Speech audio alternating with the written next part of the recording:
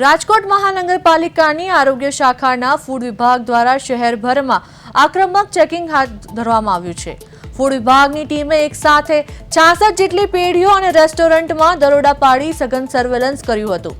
આ કાર્યવાહી દરમિયાન કુલ 218 કિલો જેટલી અખાદ્ય અને વાસી ખાદ્ય સામગ્રીનો જથ્થો ઝડપાયો હતો અને જેનો ફૂડ વિભાગ દ્વારા તાત્કાલિક સ્થળ પર જ નાશ કરવામાં આવ્યો છે। નિયમોનું ઉલ્લંઘન કરનાર અને ગંદકી ફેલાવનાર 24 પેઢીઓને નોટિસ ફટકારવામાં આવી છે તેમજ તેમની પાસેથી 42,000 રૂપિયાનો વહીવટી ચાર્જ વસૂલવામાં આવ્યો છે। આ ઉપરાંત દૂધની શુદ્ધતા ચકાસવા માટે પણ ખાસ ડ્રાઈવ યોજીને વિવિધ સ્થળોએથી નમૂના લેવામાં આવ્યા છે।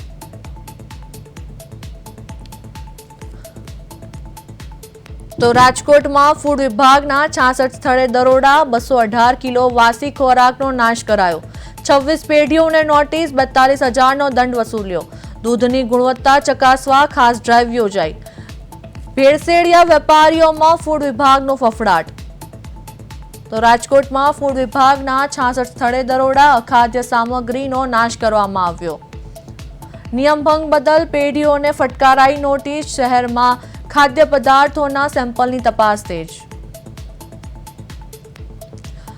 તો આ સાથે અમારા સંવાદદાતા ધનંજય સોનેચા ફોન લાઈન પર જોડાયા છે। જી ધનંજય, રાજકોટમાં ફૂડ વિભાગ દ્વારા કાર્યવાહી કરવામાં આવી છે, શું છે આ મામલે સમગ્ર વિગત? વાત કરવામાં આવે તો રાજકોટ મહાનગરપાલિકાની આરોગ્ય શાખાના ફૂડ વિભાગ છે તેની લાલ આંખ કરી છે। શહેરભરમાં છે તે સાધન સર્વેલન્સ ચેકિંગ છે તે હાથ ધરવામાં આવ્યું છે। તેમજ રાજકોટ શહેરની ફૂડ વિભાગ દ્વારા છે તે કુલ 66 જેટલી પેઢીઓ અને રેસ્ટોરન્ટોમાં જે છે તે ચેકિંગ છે તે હાથ ધરવામાં આવ્યું હતું। ચેકિંગ દરમિયાન મળેલ આવેલ કુલ 218 કિલો જેટલો અખાદ્ય અને વાસી ખાદ્યનો જથ્થો છે તે સ્થળ પર જ છે તે નાશ કરવામાં આવ્યો હતો અને ગંદકી અને નિયમોના ઉલ્લંઘન બદલ 26 પેઢીઓને છે તે નોટિસ ફટકારવામાં આવી છે અને દંડની વાત કરવામાં આવે તો 42,000થી વધુ છે તે દંડ ફટકારવામાં આવ્યો છે। તેમજ જે દૂધની વાત કરીએ તો જીવન જરૂરિયાત વસ્તુ દૂધમાં આવતી હોય છે ત્યારે દૂધની જે અમુક અનેક સેમ્પલો છે તે લેવામાં આવ્યા છે અને આ જે ડ્રાઈવ છે તે હજુ પણ સુધી છે જે ચાલુ રાખવામાં આવશે। તેમજ ફૂડ વિભાગની આ આક્રમક અને કડક કામગીરીના પગલે અખાદ્ય તેમજ ભેળસેળિયા યુક્ત ખોરાક જે વેચતા હોય, લોકોને આરોગ્ય સાથે જે છેડા કરતા હોય છે તેમાં વેપારીઓમાં પણ ક્યાંક ને ક્યાંક છે તે ફફડાટ વ્યાપી ગયો છે।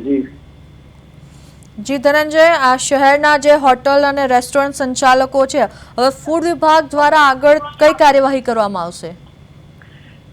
હાલ અત્યારે જેને અનહાઇજેનિક જે બાબતો હોય છે તેમને લઈને નોટિસ ફટકારવામાં આવી છે। તેમજ અત્યારે ક્યાંક ને ક્યાંક જે દૂધના સેમ્પલો લેવામાં આવ્યા છે તેને સેમ્પલો છે તે નમૂનાઓ માટે છે તે કહેવાય કે ટેસ્ટિંગ માટે છે ઉપર મોકલવામાં આવશે અને 45 દિવસ બાદ જો આજે અનસ્ટાન્ડર્ડ છે તે નમૂના ફેલ થશે તો તેના ઉપર કાયદેસર કાર્યવાહી હાથ ધરવામાં આવશે અને આ ડ્રાઈવ છે તે સતત રાજકોટ શહેરમાં ચાલુ રહેશે।